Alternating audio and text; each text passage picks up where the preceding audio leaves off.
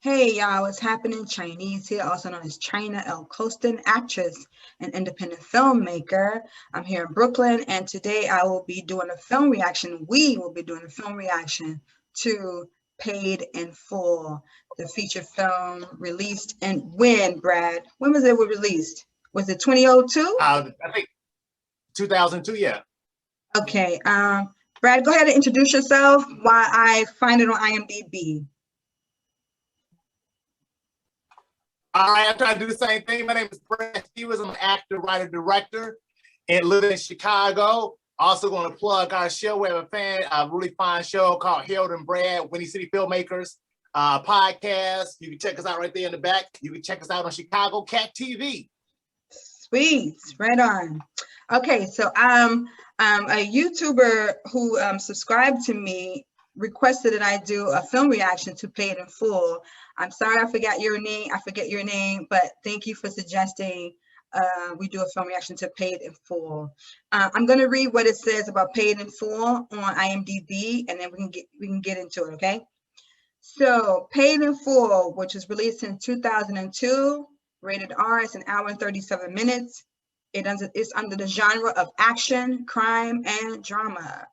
It says a young man from Harlem, forced to cope with the 1980s drug scene, builds an illegal empire only to have a crisis of conscience. And it's starring Mekhi Phifer, Wood Harris, another Chi-Town like Brad and myself, Shy McBride, who's also from Chi-Town. We got two Chicagos representing in here. Kevin Carroll. I didn't know that yet. Isai Morales, Cameron, and Cynthia Martellus, Elise Neal, Regina Hall, Ron Cephas, and countless other talented actors. The director is Charles Stone III. The writers, according to IMDb, is A.C. Faison Jr. I believe it's based off of his life, one of the characters, the principal character, and Austin Phillips, and others. Okay, so, I'm sorry, and according to IMDb, it received an Independent Spirit Award nomination for Best Feature Film. Respect. So, Brad, where did you want to start? Like, how did the film impact you? Did you care about the characters? How you want to talk about how the story unfolds? And so. Well, I did. I did care about the characters. And like I was telling, we were talking about before, I didn't see this movie when it first came out. And part of me is like, I thought it was gonna be another street movie, another hood movie. And it was, but it wasn't. It caught me off guard. I thought it was a really well done film. And one thing I love about it, I'll kick things off with the structure, right? And one thing I thought was so dope was the foreshadowing, because when it came on, I didn't recognize Wood Harris' voice initially. And so when you cut to the first scene of the three of them together, Mitch, Ace, and Rico played by Cameron, and Mitch played by Mekhi Phifer, Wood Harris playing Ace. Well, I thought it was so dope that scene really foreshadowed upcoming events, because Mekhi Phifer was in the middle. So as a moviegoer, I thought he was the main character. I thought he was his story. And not only was he in the middle, but there was more light on Cameron and Mitch. And Ace was kind of like he had a little bit more shadows on him. And it represented how he kind of matriculated through the game. His mindset was that, he was the man, but he didn't like a lot of to be like, he went to the club, do business, so on and so forth. He didn't like being in the limelight like Mitch. When Rico had that sex tape with him banging an old girl, he was like, you bringing too much attention to yourself, so on and so forth. And that first scene set it up symbolically how he approached the game, that he was the man. And even the draw, like when they got outside, he had like a really pretty average looking car in comparison to Mitch and Rico. And I thought that was just nice the way that was set up. Yeah, I love the intro of the film reminded me of Serpico, one of my favorite performances by Al Pacino. It starts out with bringing him, he is clearly being beat up at the beginning of the movie. I'm sorry, just clear my memory. So does it start out with him like walking into an apartment and then beat up, and then we go to him and his three friends eating Chinese food? Which scene is first? Well, it starts off with that video scene on the street and everybody out there, congregating. Yeah. Right. So it starts with that, and it starts with his voiceover, and he's talking about that. This is where you were, and then it cuts to the three of them. Yeah. I could tell when they were eating Chinese food, their characters were very distinct. I could tell that the Rico character was a hothead. He was a volcano waiting to erupt. Right. And I knew that I could tell he was belligerent and he had something to prove. And anybody who has something to prove, and they need to prove it loudly, you need to watch out for those type of cats, right? Because there's a really strong insecurity where they feel the need to be so loud and be so quick to fight, to prove themselves. It's interesting because part of Rico, if Rico could channel that energy into protecting the community on some I know it sounds very after school special, but it's he had a warrior kind of spirit, but it was just kind of right.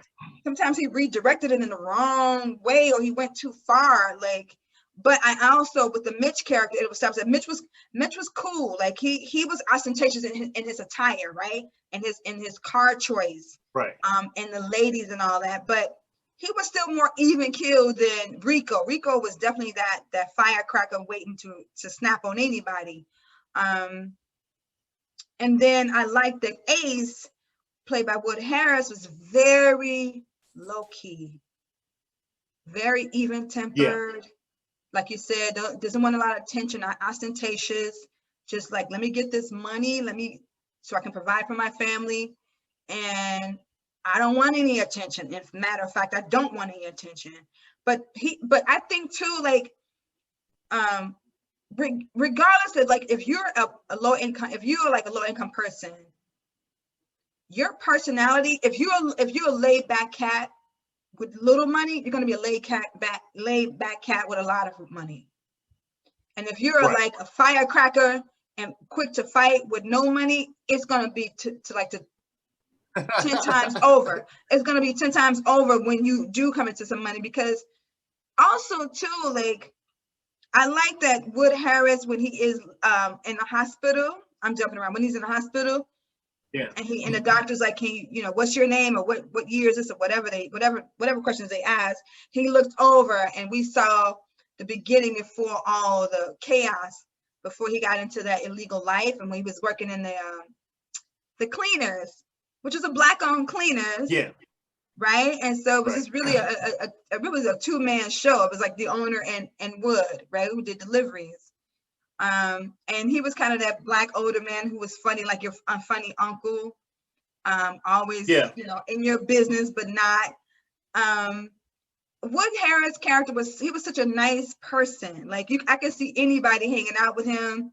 And I think Mitch too. Mitch was a nice person, but Mitch, he was a kind of a ticking time bomb. He was a ticking bomb too. This cat was ready to pounce because he took revenge on the guy who was selling for him, right? He was like, oh no, I didn't make any money. I'm not making any money. And next thing you know, Mitch and I guess, I don't know, a friend of his, whatever, took him out.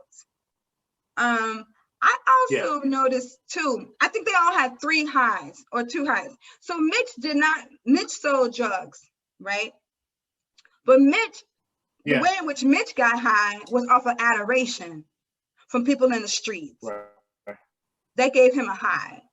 And Rico, played by Cameron, his high was fighting. That was his source of getting high. Now with Ace, I couldn't tell with Ace, because he's so laid back. And I was curious, I don't want to hog the whole thing, but all these brothers acquired wealth through drug dealing, right? Why the hell did they stay in the same apartment, in the same community? Because usually people who own a business, they don't live in the business in the community in which they operate business. Why, if they accumulating all this wealth, why are you still staying in the same apartment? You want to chime in on that, Brad? I'm not sure why that was. I don't know. It was maybe a fear of branching out, or maybe they could keep keep tabs on things closer. I don't know. Keep tabs. So if somebody's moving in on the territory, they could see it sooner, or maybe that's all they knew.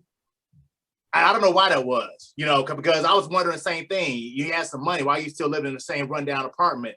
I mean, I guess if somebody wanted to get you, they can get you wherever they want to get you. But it may be more challenging to get at you if you stay in a more high profile place, I'm thinking. Of course. I Right. mean, I gotta bring in New Jack City, of course, and Sugar Hill. Like, when Nino Brown, when he came up, like he moved into a beautiful, luxurious looking home. Right. And not in the, so it's like, and even Mitch, when he would like go home at night, he was laying in the same bedroom, and I'm like, so Right. wait a minute, so you got this fancy car, you're wearing fancy clothes, fancy jewelry, fancy jackets and such. Your lining is always on point, but you still living in the same apartment. That's not making sense, Brad. Right. You know what's real quick, going back in that opening sequence when the doctor asked him, who did this to you? I had to look at it again, and Ace said, I did. He said it very subtly. He said, I did.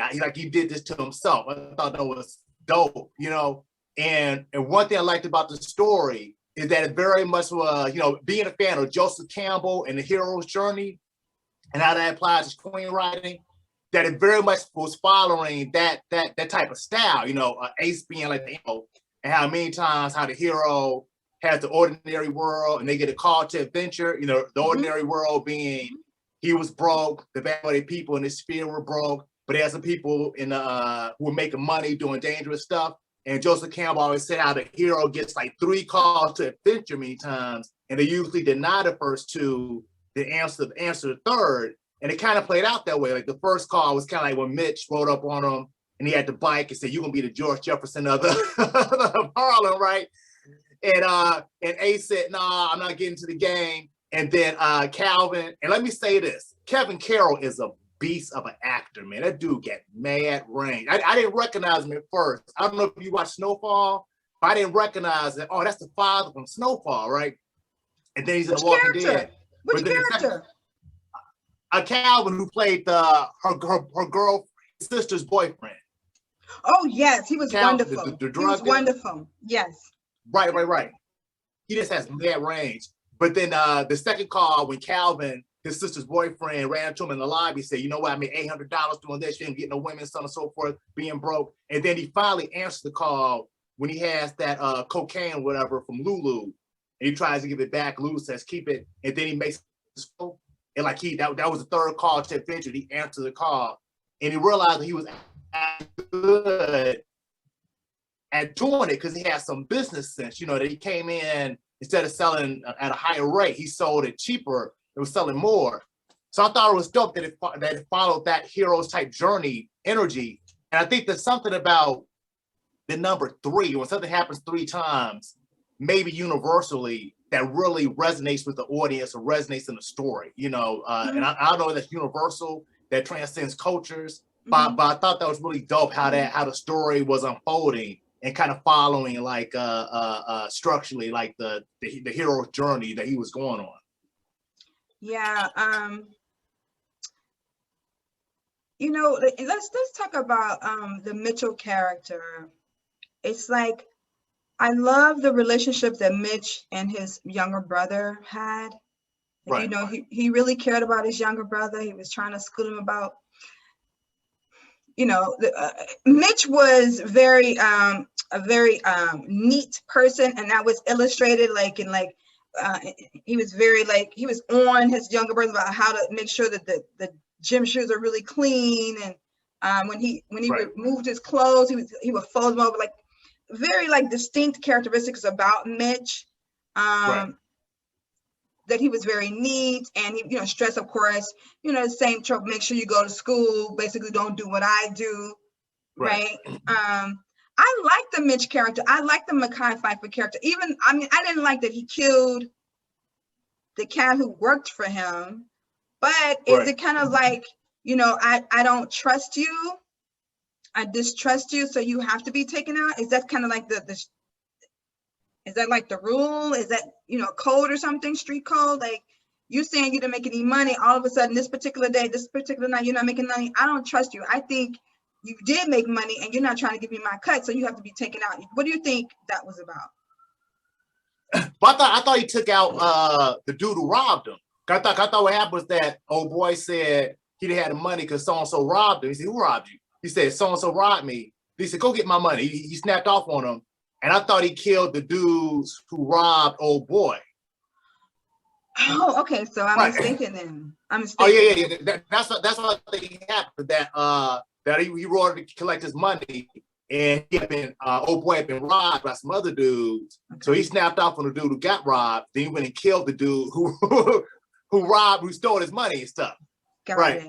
And I'll say this real quick. I thought it was kind of that scene was dope. How intercut with the others and how intercut with Scarface, and the violence in Scarface and the real world violence, even though it was a movie, on the streets. You know what I'm saying? How it was very glamorized, in Scarface. They were like, ooh, and then the ugliness and viciousness of real life, a situation like that playing out. And I thought it was echoed again when what Harris said. When Ace said after he got jumped by Calvin, whatever, he said, you know what? This game, like, it's phony. It's funny. People like they got love for you, but it's like it's no love in it. It's so on and so forth. And it very much like was the reality as opposed to the picture that's being painted sometimes. Yeah, exactly. I agree with you, Brett. I like too how as Wood was at the cinema watching Scarface, Mitch was on some Scarface-ish, right? Was out there in the streets killing. Yeah. And I like how it seemed like Wood character was watching Mitchell or Mekhi Phifer in action. The way they cut it together, it looked like they were like watching what they were about to do, and he was kind of reacting like, and then it was really, really wonderful directing, actually. I want to talk about that scene. We're gonna skip around that scene when Mekhi Phifer returned after he was released from jail. He went to jail and got released. But when he was in that car with Ace, and he said, like, I feel like I'm out here naked, because they had his younger brother, and that monologue he delivered was so touching. I was so moved in my soul by his performance. And I love that it was a profile, and I still felt him just the same as if it was a frontal view of him. And he was so vulnerable, so emotionally transparent about, like, that's the one person who he truly loved and who was completely innocent. And he knew that his affiliation with the drug game is the reason that his younger brother is in this situation, this predicament, and the idea that his brother is hurt, and he could he was so broken, and he felt so hopeless and helpless and vulnerable. It was so dynamic, and just receiving it, just being a sounding ear, and also, of course, showing compassion. And you're like him crying, like Mitch crying, because the idea of his younger brother being in so much pain, being tortured, it just tore him up inside. And it was nice for us to see that side of Mitch, because I actually I never liked the Rico character. I like the fact that Rico I like the fact that Rico, like, helped out Mitch, like, when those cats were trying to attack him in the prison. So I did appreciate that. Like, oh, this is a loyal cat. He's willing to step in and help somebody. And then you find out as the movie unfolds that he's a hothead, and he gets high off of fighting. And he was trying to rise up in the ranks and surpass Ace and Mitch. His greed put him in a position led him to even killing Mitch. I'm like, how you kill this dude, put you on, and you still take him out? But again, that you can't compete with somebody who has that much greed and insecurity. You can't. And the fact that he, even the idea of him, like you said, him showcasing him having sex with that woman, and like at a club. Like, really? Well, you know what? Like, real quick, a couple things. Going back to me, I was also like wondering, now that I think about it, that was like the director's choice. What was the director's choice? But like, if we might have symbolized, like, because it wasn't really powerful monologue, it was like the sense that, you know, I'm vulnerable, but I'm not gonna show you everything who I am. You know what I'm saying? In terms of seeing full face, like you said, like you see inside of his face, but so it's almost like you see the part of him. You know what I'm saying? Without his or trying to maintain some strength. And I think that it piqued Rico's character when he was at the very beginning, and he would talk about how he went to the birthday party and he smashed the cake in old boy's face who's having the birthday party. He's like, yeah, people looking at me like I was bugging. And they said, we looking at you like you bugging, right? And it was kind of like, they had this sense like, this is my friend, this motherfucker, he ain't all the way there, man. No. But something ain't right with this dude. No, that was a foreshadow. It's like, listen, these people show you who they are. And he was showing them like, right. I think what I did was funny. I totally disrespected that dude, embarrassed that dude, but I find that entertaining. That's funny to me. It's like, that's not funny. That's not funny. Right. Yeah. Oh man. Yeah, and then let's talk about the uncle, played by Ron Cephas, Mitch's uncle, who was a drug head himself, who lived with his own sister. Oh, right. Yeah. Yeah, it was like he was because they kidnapped the brother, right? Yes, his own nephew. Yes. Okay. He had it. Right. That was pathetic. That was the guy in the store. The guy in the store who worked in the store actually killed his nephew, but he requested he do it. I was like, what? Yeah. The scene between him and Mekhi Phifer, when he was like, oh, who are you supposed to be? You're a drug dealer. Like, you're nobody example, nobody role model either. That was a nice exchange because he was right, and Mekhi Phifer was right about calling him out as well. They both weren't really good examples for the younger cat. I mean, you can tell somebody all day long to stay in school and do your homework and get an education. Meanwhile, you see me drug dealing and driving a fancy car. So you're saying do this, but I see you doing that. And, that speaks more about. I think that speaks louder than you telling me stay in school and don't do what I do. Oh, no doubt.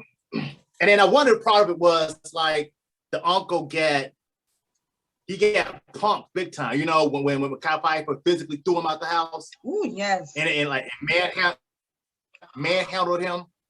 Yeah. And I was wondering if that was a sense of, okay, cool.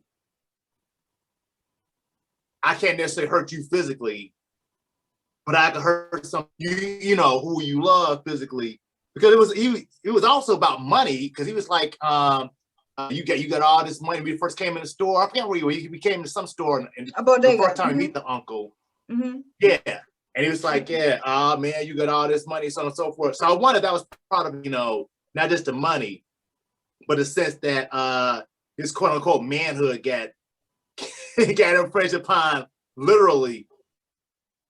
Younger than him, he probably was however old when he was a baby, and now he's the man. And that real quick, my next point, what I loved was the look at status, how status changed up throughout the film.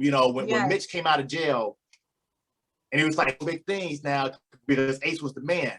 And before Ace kind of took off, how Calvin, going back to that scene in the lobby, said, hey, come here, man, come here, let me talk to you, right? I mean, $800. Like, he calls Ace to him, and Ace goes to him, right? Mm-hmm. And then later on, after Calvin comes out of jail, and Ace is the man, are you doing big things? And then Ace like, come here, let me talk to you, right? He said, let me talk to you.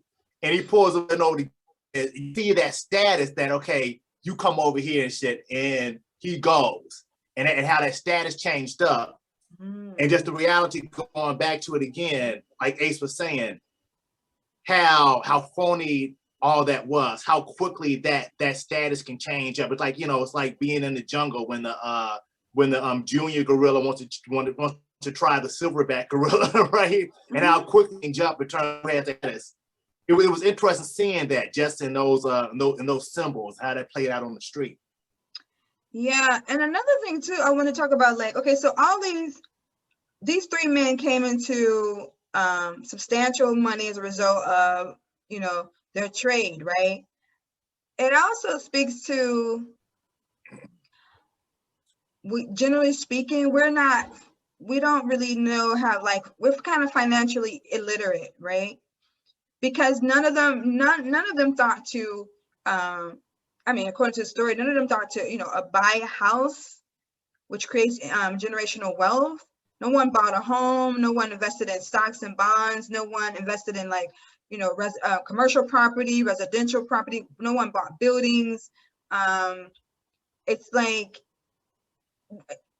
in the public school system on GP, investing in real estate, those are not, like, that's not a part of the curriculum. And I find that very suspect, that's not a part of the curriculum, at least like 7th, 8th grade, or 6th, 7th, 8th grade. I think it should be part of the curriculum. So you can know, like, if you do come into substantial money, you know how to invest in it. And you know about the options of investing: real estate, commercial, residential, stocks, bonds, etc. Or to learn to buy a house, you can borrow equity from the house. Like, a great number of us don't have that knowledge. And if we don't seek it out ourselves, we'll come into wealth or substantial money, and it's gone like this because we don't know how to invest in it so we can see a return. It could be compounded. What are your thoughts about, like, them not investing their money because maybe they didn't have that knowledge? Well, they also part of it is like number one, schooling yourself on things like that. And for example, not getting off topic, but I know some schools, and it may be, I don't know, they may be the, like, for example, Dixon School here in Chicago, they have like a bank in their school, right? And really? Students start off, it's like they call it a bank. They call the room the bank. Mm-hmm. But anyway, the students learn about banking early on, about saving, investing, so on and so forth. And definitely more of that needs to be done. But I also think it becomes from the mindset of doing things quick, fast, as opposed to looking at the big picture, right? I was looking at just real quick. This actor was talking about how he was doing some movie as a kid, and so his mother said they wanted to pay him like one big check. And his mother was saying, well, no. Instead of getting one big check, we should get residuals, look at getting residuals, because this movie's going to be around a long time, even though the residuals at the moment were not as big as the big check. In the big picture, the residuals were far more than the big check, right? So little things like that, being able to look at the big picture of things. And I think that, like I always ask the question, what do you think happened after the film ended, right? What do you think happened? I think that more than likely, that's something along those lines in terms of how to use your money, because I'm guessing Ace still probably had some money left over from Dylan. They probably did something else with, they learned it the hard way, like to that point, in terms of learning to invest and get recoup compound interest. That's the school of hard knocks I don't want to go through the way what Ace went through, right? So I think he probably learned the lesson the hard way. Yeah. And I hope, you know what? Yeah. No, go ahead. I was gonna say real quick, another really great performance. I thought S.A. Morales I think he's a kick-ass actor. I think so too. Who played Lulu? He kicked ass in a role. Very nuanced, but he was very memorable. He didn't have a lot of screen time, but again, it was impactful. You remembered the dude. Right. I thought everybody killed it. I thought even like Regina Hall, I liked, she wasn't on screen a lot, but I felt her presence. She was memorable. She was impactful. I could tell there was a genuine bond between her and Ace. There was a mutual respect between the two. And like they became, I don't know if they were married, but they definitely procreated, and she had a little girl for him, or they had a little girl. Yeah, so that those relationships were established really well. The acting was fantastic from Wood. Wood was so nuanced as Ace. Like he had like this kind of Right. like he had like this kind of youthful a youthful vibe about him. Not childish, but like a youthful, vibrant energy. Like when he Yeah. smiled, he had like a boyish smile, and you just liked him. Like you can just see hanging out with him, having some drinks with him, and having some coffee or tea or whatever. Right. You wouldn't feel like uncomfortable, being uneasy around him, right? Yeah. And Yeah. honestly, I can see hanging out with Mitch too, because Mitch was a cool cat. Like he was a cool cat for the Yeah. most part. I mean, he was, kind of had the bravado and all, and that's fine. That's fine. But Right. for the most part, he was a nice, decent person. Yeah. Like if they weren't dealing drugs, yeah, I can see hanging out with them, except for Rico.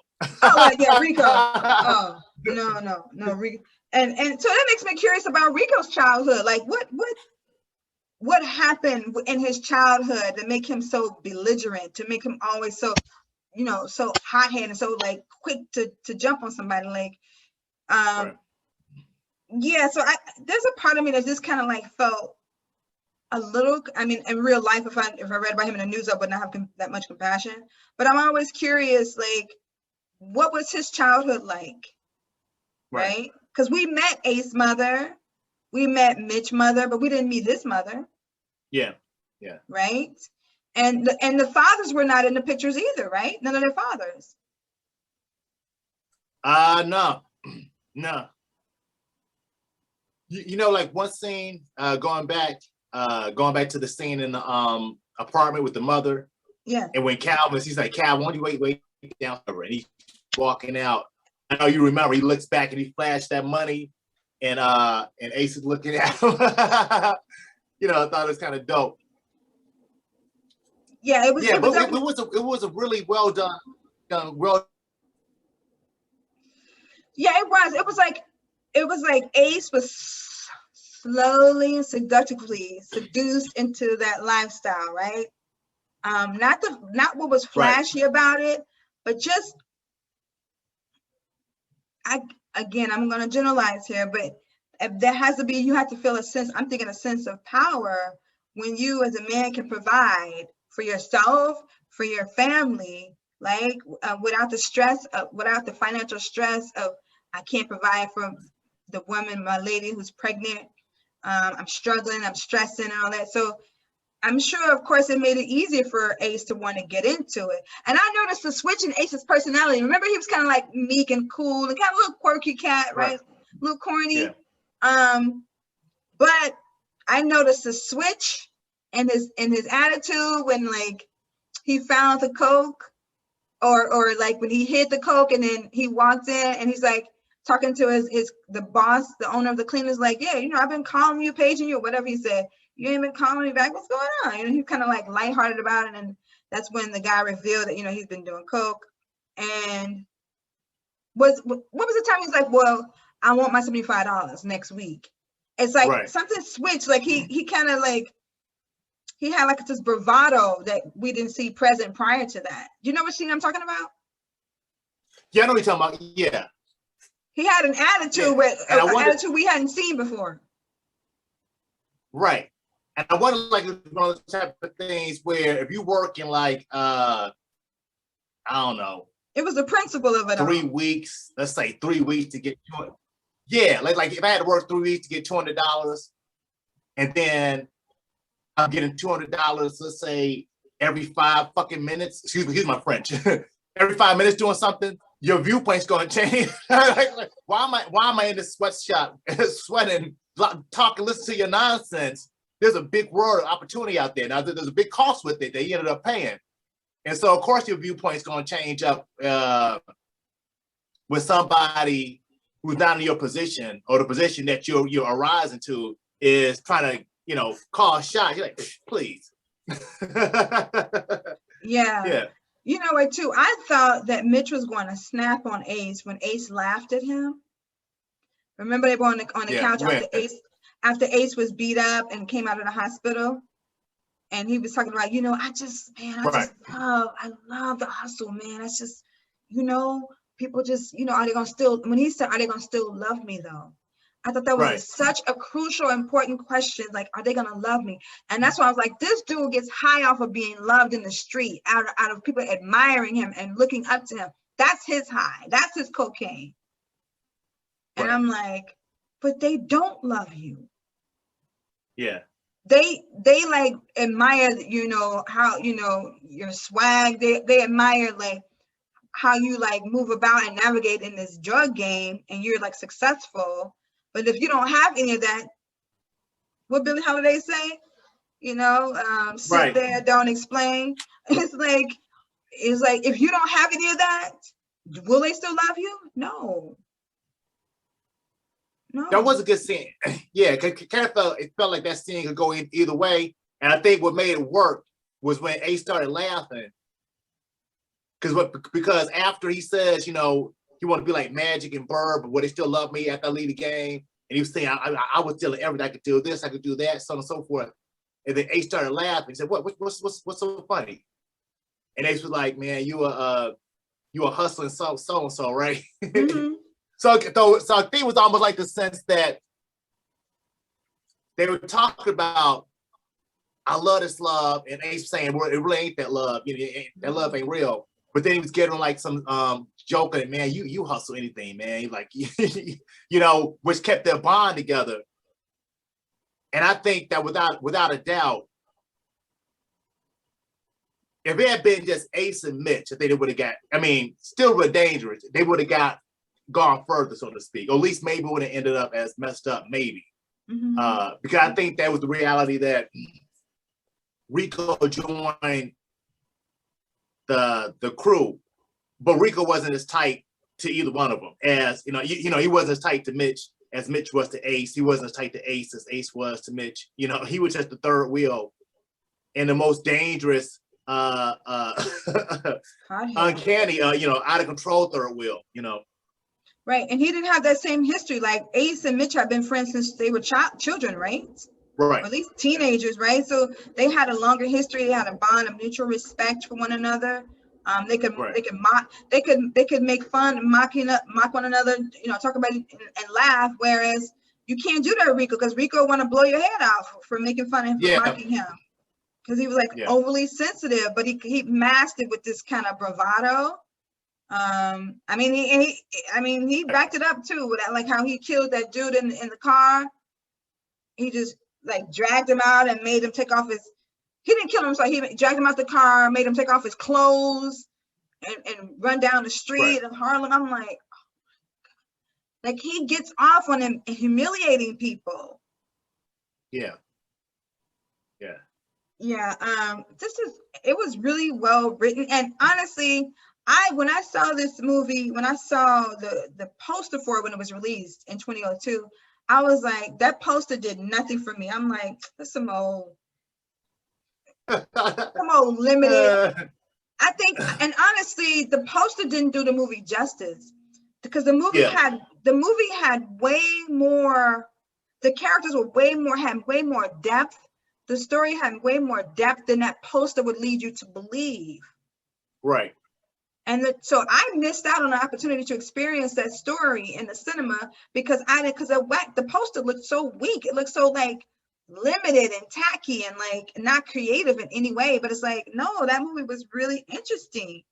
The poster, it's so, with the holding with the gun. That's not creative at all. The gun, no. I am disrespecting the poster designer. I'm sorry, but you could have been way more creative than that, But anyway, that was your choice and respect. Also like, go ahead.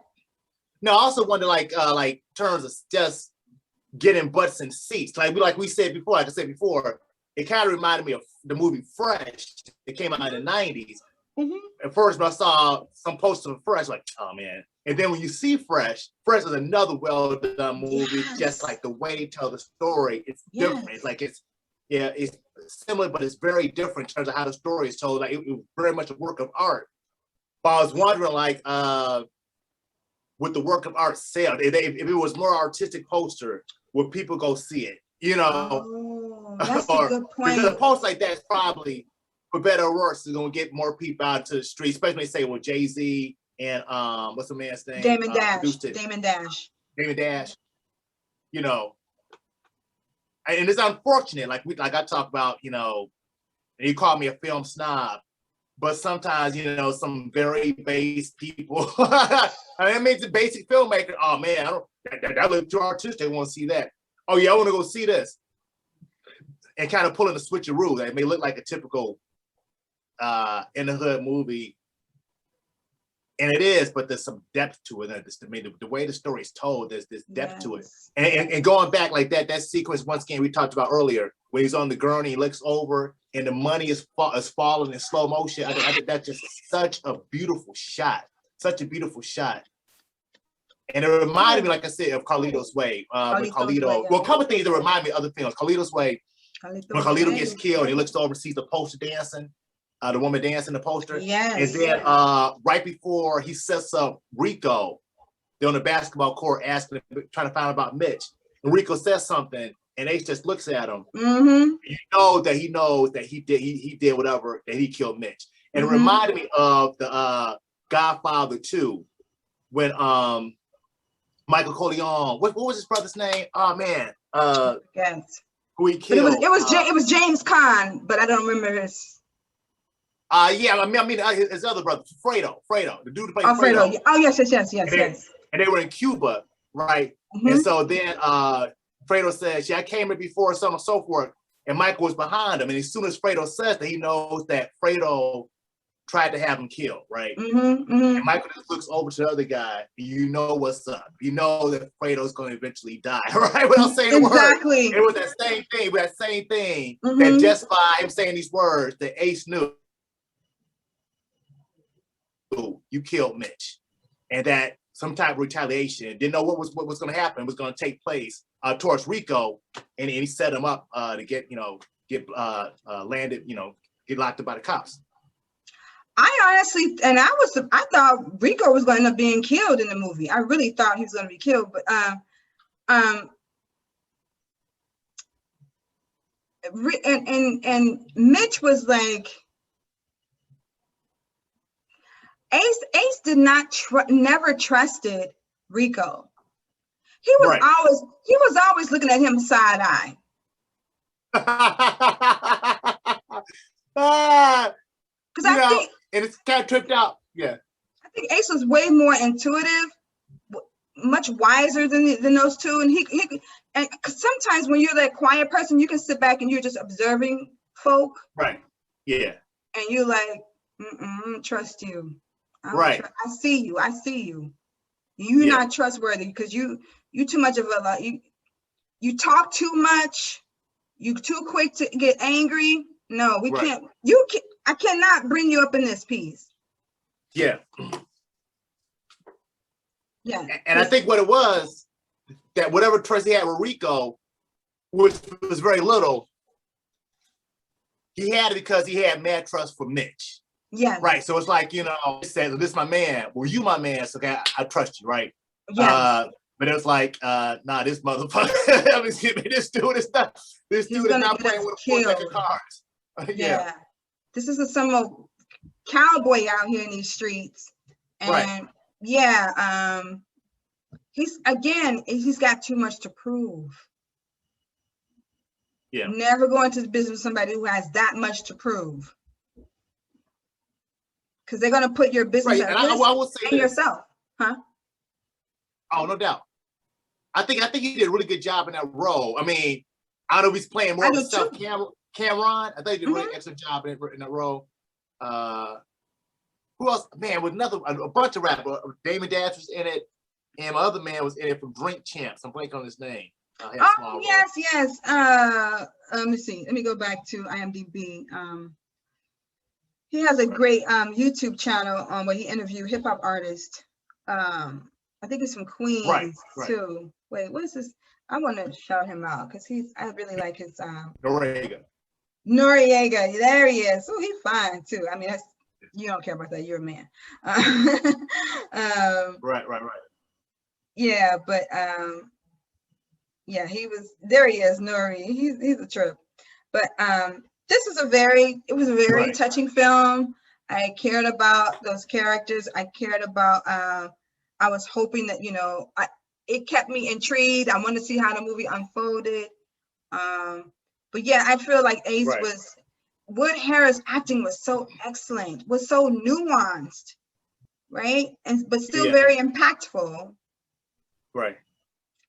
Um, Real quick, you know what was really sad scene? The funeral, and then the camera pulls back. You see the brother and Mitch. Just how horrific that would be for anybody, for a sister and other family members, that you lose both your sons, and she lost both of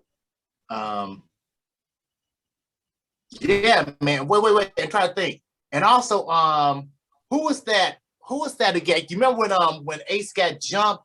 Who was that who was tied up on the bed? The oh, two Elise Neal. Elise Neal. Okay, right. At least Neil and somebody else. And those people he poured into his business to help him out, right? Yes. Yeah. That's just tragic, man. Tragic. Ron Cephas was wonderful in that role as well. The actor who played the uncle. Oh, yeah. He was wonderful. He's always wonderful in all of his performances I've seen him in. He's also a theater actor, as is Wood Harris. And Right. Shy McBride, who played the owner of the cleaners, he's always fire. He was fire in Hoodlum. He's fire in What's Love Got to Do with It. Like, this dude is fire. Yeah, I really enjoy. I last time I saw this movie was like 2015. Was the last time I saw it. Okay. And that was the first time I saw it, because I didn't go to the cinema to see it. And I was surprised that I liked it. Yeah. But they invested enough in the building of the characters and making the characters dimensional and fully realized that, and if the performances were so wonderful. I also think about it too, like, this whole idea that, like, I guess with limited education, or limited opportunities, like, those Black men chose to take on get into a business that was very risky.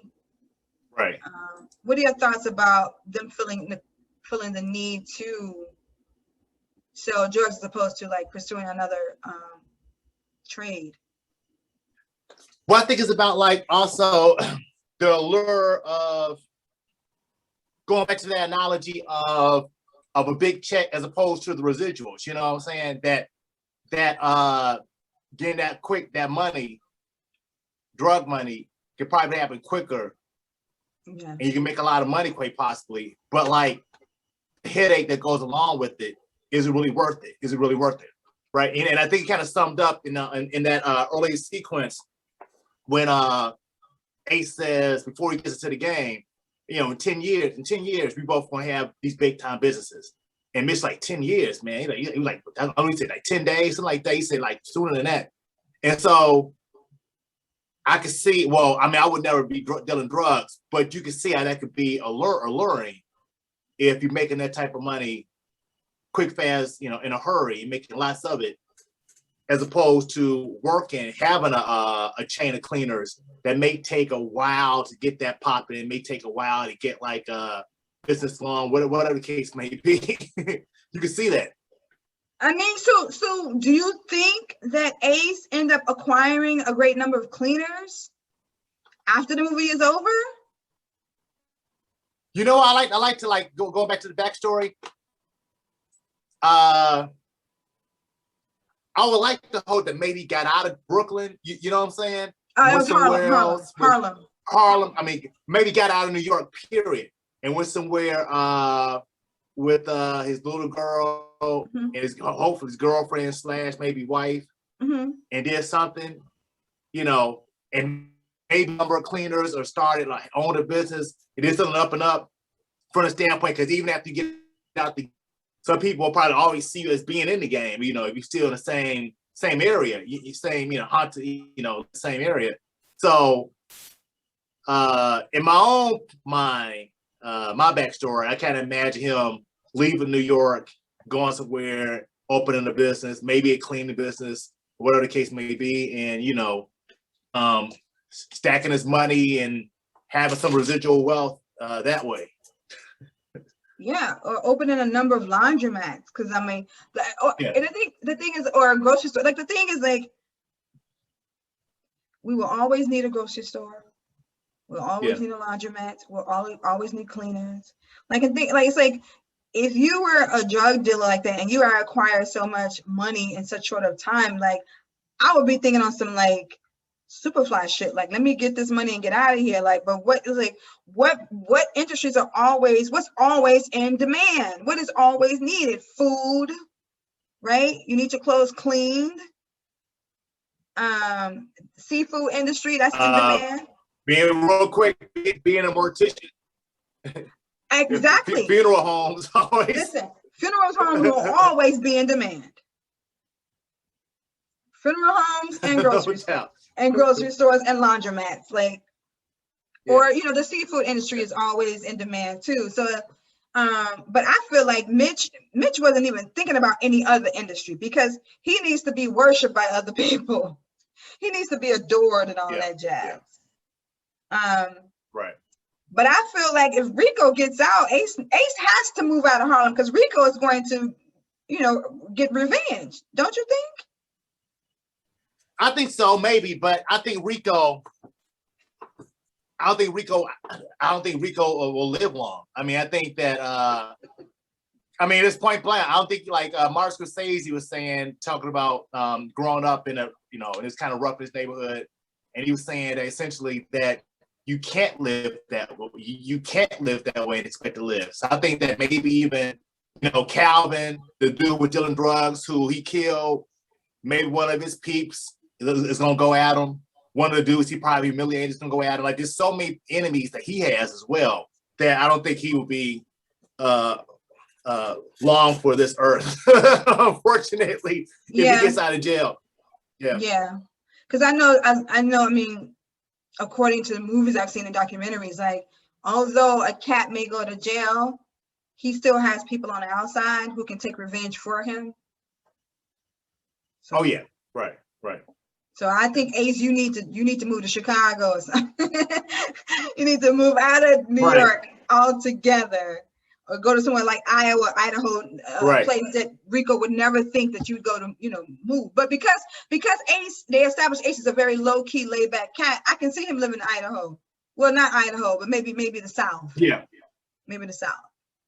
Right. When there's still some, like Atlanta, Georgia, or something like that, where it's still popping for the most part. But anyway, anything else you want to add? Go ahead. Real quick. Yeah, one last thing. I also want, like, real quick, like how many type people Rico may have in his circle. You know what I'm saying?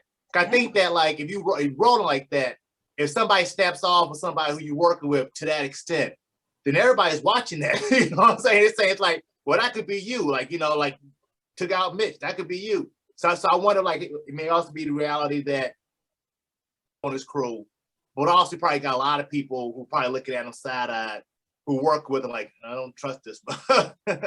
Right. Yeah.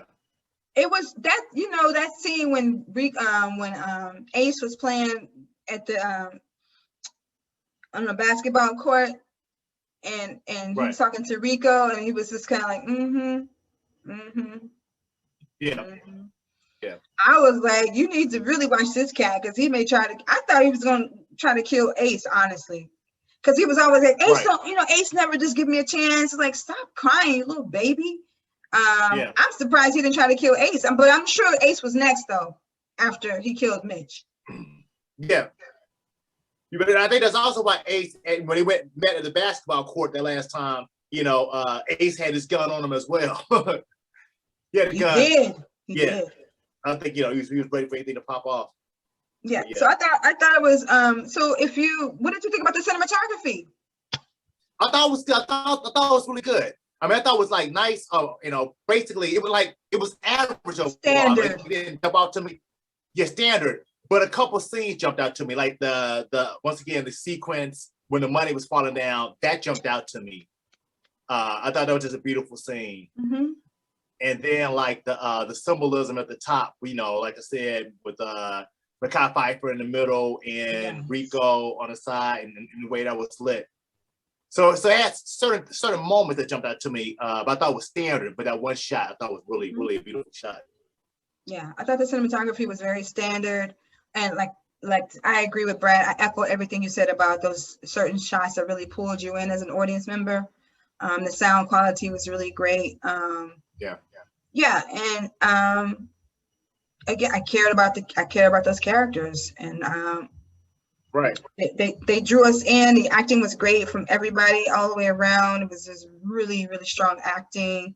They had great acting they had great like friendship chemistry. It was directed well.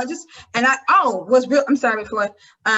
It's interesting how the director tied in at the end how Ace was, you know, after Mitch had been killed and such, but Ace was on the street watching them shoot a music video. Right. And he was doing a narration about how all these cats are giving on this fake, like he's like, cats who haven't even dealt in that type of drug dealing world are giving this facade in these music videos that they're about that life, and they haven't even experienced that life, but they're just pushing that in their music videos, in their music. Right. It was a nice little commentary on like, look at these fake cats and all the beautiful ladies around them. And also, I mean, I think they was also throwing shade at women in some way.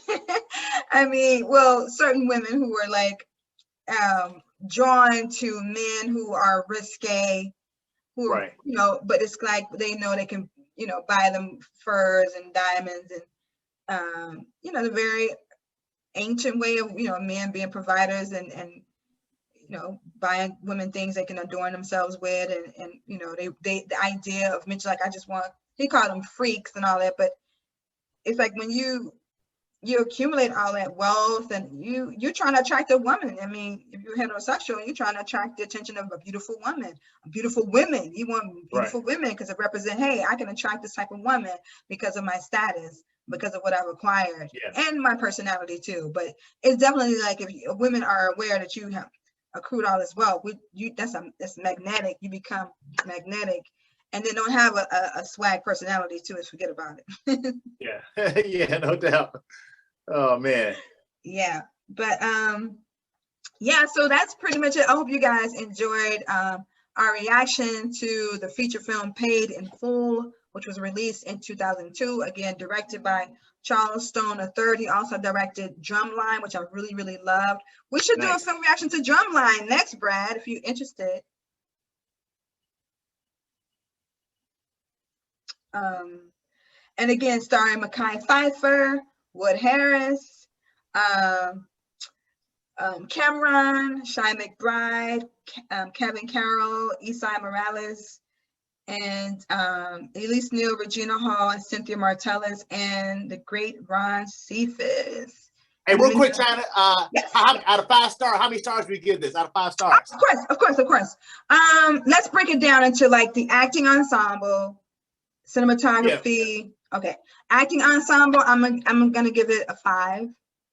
I give it a 5 too. For cinematography, standard, I give it 3.5 standard. Yeah, I give it 3.5. 3.5. Yep, 3.5. The dialogue, I'm gonna give it 5. What about you for the dialogue? I'll change it. I'll give it 4. I'll give it 4.5. Just to change it up. Okay. Right. Okay. Yeah, that's pretty much. I mean, what about the soundtrack? We didn't discuss the soundtrack.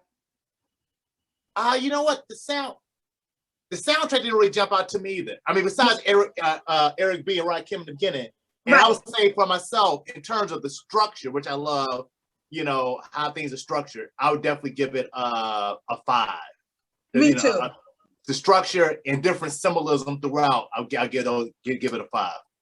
I would, but my only thing with the overall story was, again, no mention of their fathers, and the fact that they stayed in the same neighborhood, accumulating all that wealth. That doesn't make, they didn't like level up at all. And outside of their cars and their jewelry, they didn't level up in their homes. So that, to me, that didn't make sense.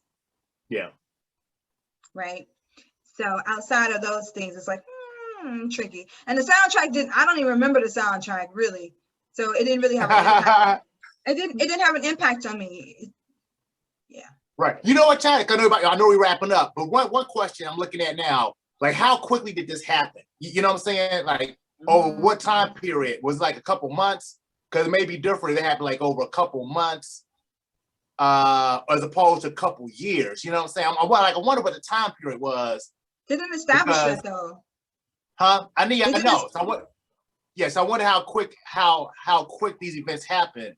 Because if it happened like over a short period, let's say like 2 months or so, then I may explain why they were making a lot of money, still stay what they were, as opposed to like they're in the game for like a minute.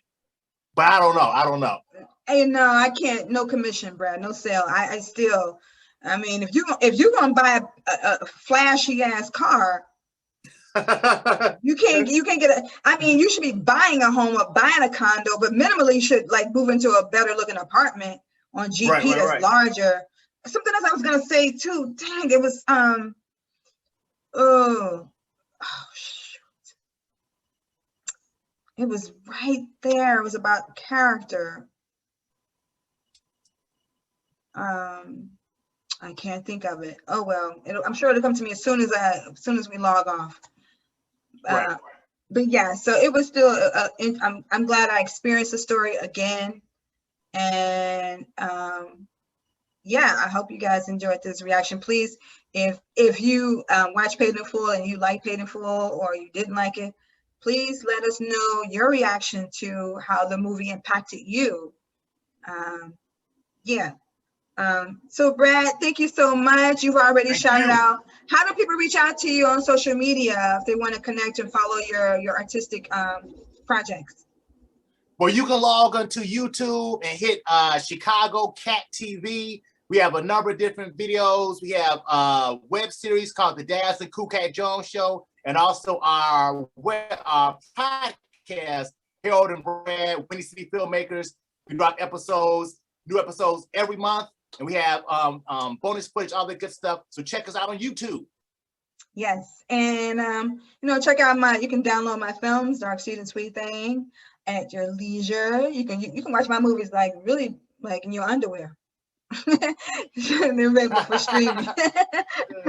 And I also have my Sweet Thing t-shirts if you're interested. I only have mediums and small, so ladies or gentlemen, if you have a lady who you think is a sweet thing, get a t-shirt, or you can do Cash App me or Zelle or whatever.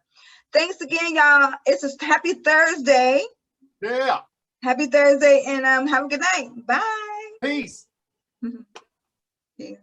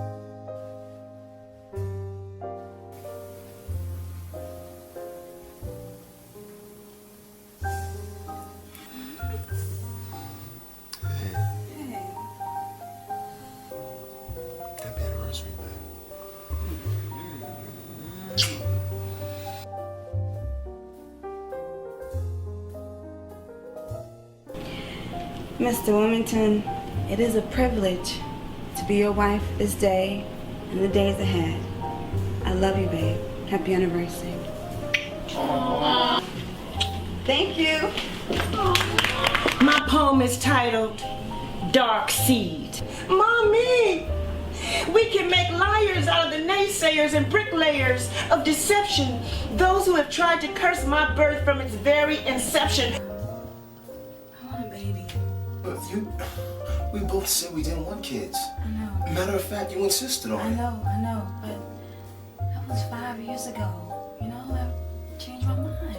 Can we kill this conversation?